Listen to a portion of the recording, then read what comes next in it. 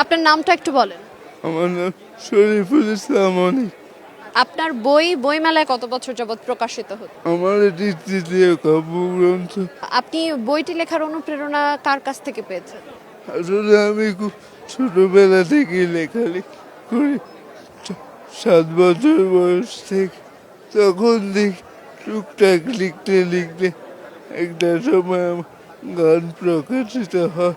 তারপর আমার বই পরিবারে সবাই সাপোর্ট ছিল।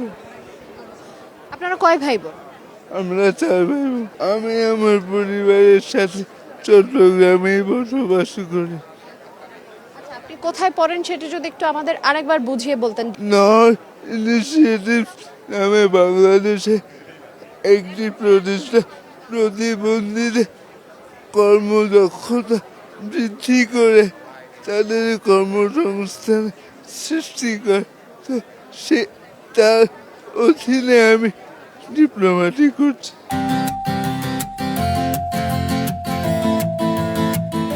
ডিপ্লোমা করছেন কিসের উপর?